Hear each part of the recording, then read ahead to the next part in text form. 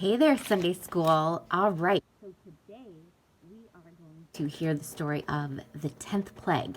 So if you remember, Moses and Aaron had gone to Pharaoh, so the very important leader of Egypt, and they said, "Hey, God is telling you that you have to let all of us go, all the Israelite people go."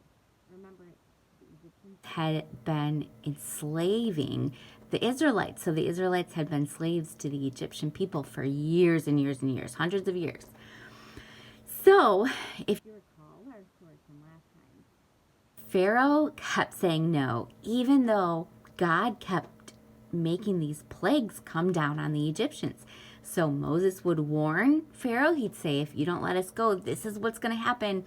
And so Pharaoh didn't care. He didn't let him go. And then the plague would happen, like the locusts everywhere, the frogs everywhere, the Nile River turning into blood, just all of this bad stuff happening.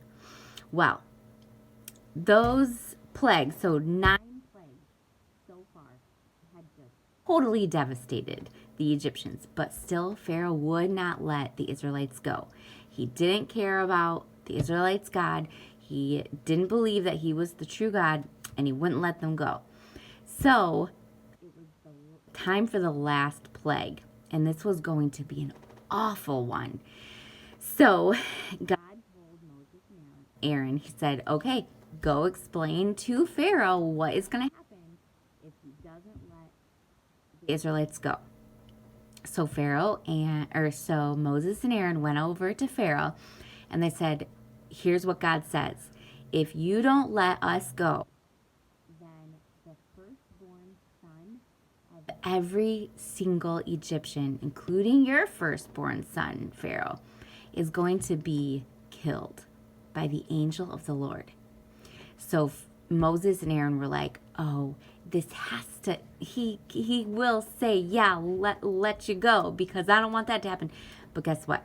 Pharaoh said he didn't care. Nope, I don't care. Not letting you go. So it was time for the 10th plague. So what happened was all the families, every single family, was supposed to go get one lamb.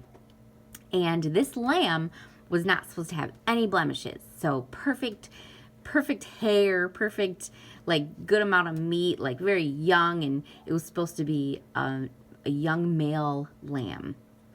And then what they had to do, according to God's instructions, was wait until twilight. So that's when the sun finally goes down. So the sun sets, and it's right in between where it's like super dark, but like not too dark. So you could kind of see. So the sun sets, it was twilight. And the Israelites were to slaughter a lamb for dinner. And so they all did it. They slaughtered the lamb. And then what God had them do next was take some of the blood from that lamb and actually put it on their door frame. So like paint the blood almost like it's paint. Put it all around the door frame. So when you were outside in the streets, you could see, oh, there is blood on that door frame. So the Israelites did it. They slaughtered the lamb. They put the blood on the door frame. And then God said, this is how you're supposed to eat it. So first of all, you have to roast the lamb over the fire. And then you have to eat it with bitter herbs and unleavened bread.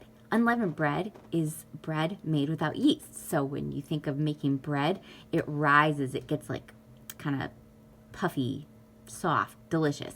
But he wanted them to do it with unleavened bread. And this was another interesting thing he said. When you're eating the dinner, you have to eat it with your cloak tucked into your belt and sandals on your feet and your staff in your hand.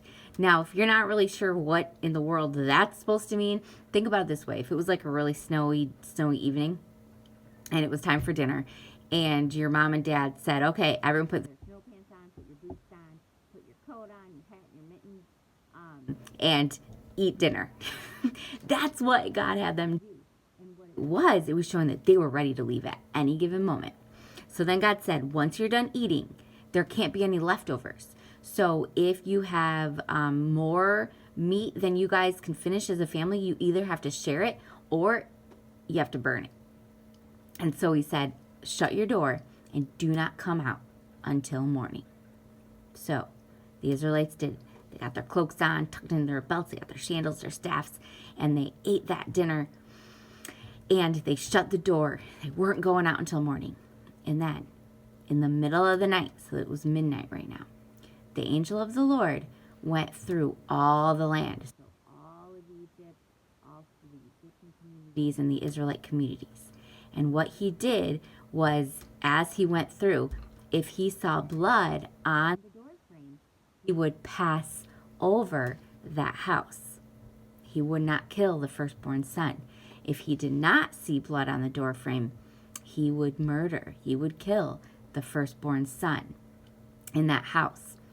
So that means every Israelite who obeyed the instructions, who believed in the true God, they had put blood on their doorframe. But all the Egyptians who didn't believe in the true God, they didn't do what they were supposed to do. Their firstborn son was killed. And not only were every single firstborn sons killed of the people, but also the animals. So every animal, the firstborn son, was also killed. And this included Pharaoh and his firstborn son. And so that happened in the middle of the night. And there was just wailing and weeping and crying because all these Egyptian families had lost their firstborn sons. And Pharaoh, when Pharaoh figured out what was going on and his firstborn son died, he went and he got Moses and he said, get out of Egypt. Get away from us. Take everything. We don't want to see you anymore. So finally Pharaoh was going to let them go. So God told the Israelites, he said, now what you have to do, so it's probably 3, 4 in the morning. He's like, now you have to go and ask all your Egyptian neighbors. So go out into their neighborhoods and ask them, hey, we need silver from you, we need gold from you, and we need clothing from you. So the Israelites did that. They went out to their neighbors. They found any Egyptian neighbors they had, and they said, hey, we need gold, we need silver, and we need clothes. And the Egyptians just gave it to them. They were like, yes, take whatever you want, take whatever you need, please leave, because we know that your God is the true God. They were finally realizing that. So, just like that, the Israelites left Egypt. After hundreds of years of slavery, the Israelites left. And next week, you will find out what happens on their journey. All right, bye Sunday school.